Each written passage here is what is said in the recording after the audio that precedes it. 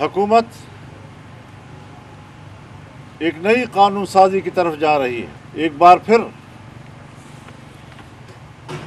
ہمارے دفاعی ادارے کو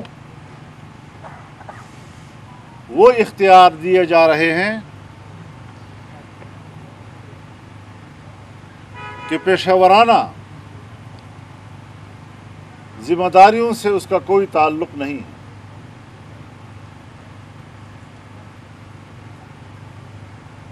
پہلے نیب سے شکایت تھی، اس کے اختیارات کم از کم کیے گئے، لیکن آج دفاعی ادارے کو بے تحاشا اختیارات دے دینا کہ کسی کو بھی شک کی بنیاد پر 90 دن تک اپنی تحویل میں رکھ سکتا ہے اور تحویل کی اس مدت میں مزید اضافہ بھی کر سکتے ہیں.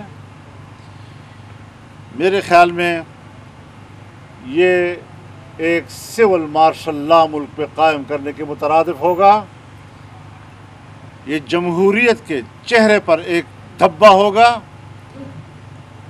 میں نہیں سمجھتا کہ پاکستان پیپلز پارٹی اور پاکستان مسلم لیگ نون جو جمہوریت کے علمبردار، ووٹ کو عزت دینے کے علمبردار، آج وہ ایک ایسا ایکٹ پاس کر رہے ہیں کہ جو اپنے ہی ہاتھوں سے جمہوریت کے چہرے پر کالک ملک رہے ہیں. ان کو اس بات سے احتراز کرنا چاہیے.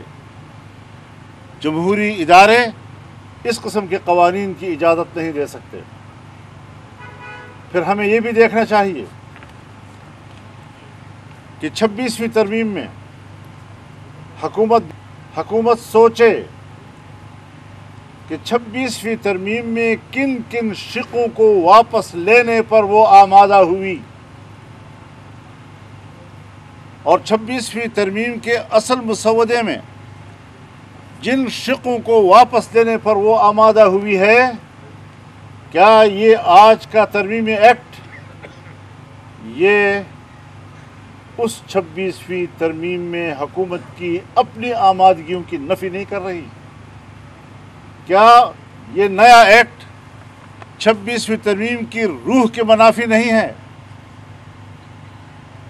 کیا یہ آئین کا تقاضا ہوگا کہ کل آپ نے 26ویں ترمیم میں وہ سارے کردار واپس لے لیے کہ جس سے ہمارے آرمڈ فورسز کو سول کے اندر اختیارات میں اضافہ مل رہا تھا، آج دوسری طرف سے آپ نے ایکٹ پاس کر کے اپنے ہی اس عمل کی نفی کی ہے؟ یہ آئین کی توہین ہے، آئین کے 26ویں ترمیم کی توہین ہے، پارلیمنٹ کی توہین ہے، جس نے کہ یہ 2-4 روز ہوئے پاس کیا اور آج آپ اس کی نفی کر رہے ہیں. جمعیت علماء اسلام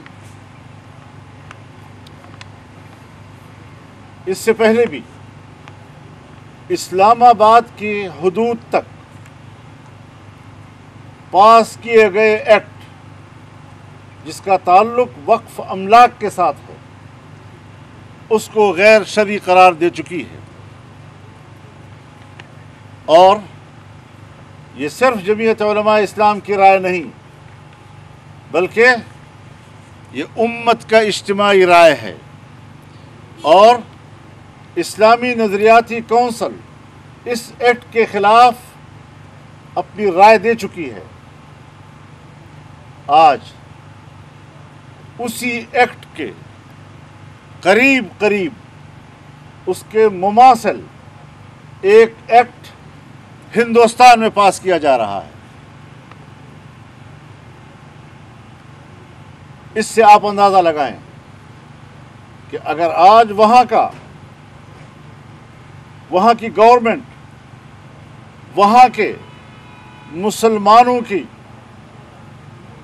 اربوں ایکڑ پر مشتمل مسلم اوقاف کے خلاف ایک قانون پاس کرنے جا رہی ہے، ہندوستان مسلمان کے جائیدادوں کو جس طرح ہڑپ کرنا چاہتا ہے، ان کے وقف املاک کو جس طرح ہڑپ کرنا چاہتا ہے، پاکستان کی حکومت نے پاکستان کے اندر رہ کر مسلمانوں کے اوقاف کو ہڑپ کرنے کی کوشش کی.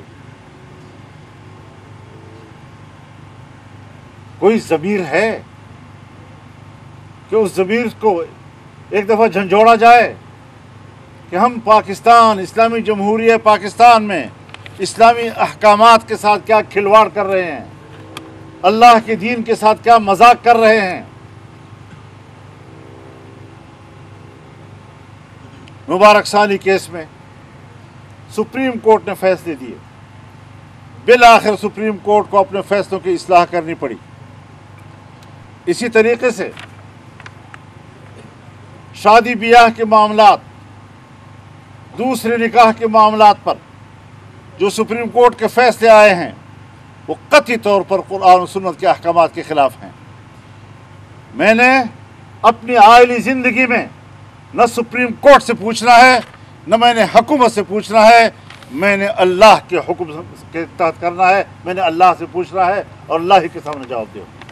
میں اعلان کرتا ہوں کہ میں کسی سپریم کورٹ کے ایسے غیر شرعی فیصلے اور حکومت کی طرف سے پاس کیے گئے غیر اسلامی قانون کا پابند نہیں ہوں گا۔ آئین کہتا ہے کہ ہر قانون قرآن و سنت کے مطابق ہو، کورٹ پابند ہے کہ وہ قرآن و سنت کے مطابق فیصلے دے گی۔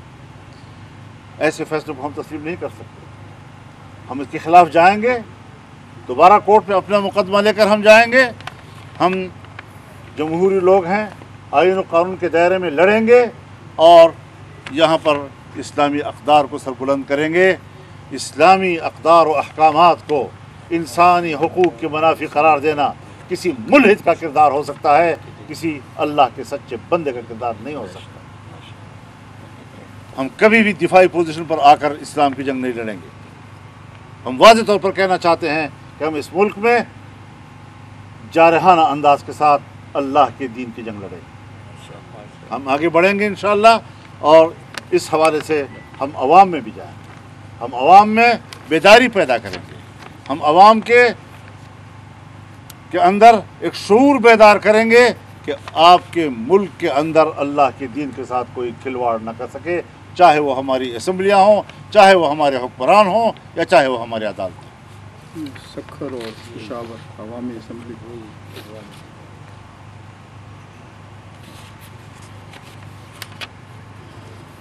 اس کے ساتھ ہی ہم انشاءاللہ العزیز 28 نومبر کو سکھر میں باب الاسلام کانفرنس کریں گے۔ یہ ایک عوامی اسمبلی ہوگی۔ ہم 8 دسمبر کو پشاور میں انشاءاللہ اسرائیل مرد آباد کانفرنس کریں گے، وہ بھی عوام کی اسمبلی ہوگی، اور ہم ملک کے اندر اس قسم کے جو اقدامات ہو رہے ہیں ان کو ان اجتماعات میں اٹھائیں گے، اور ایک پوری تحریک کے طور پر انشاءاللہ ہم آگے اپنا قدم بڑھائیں گے۔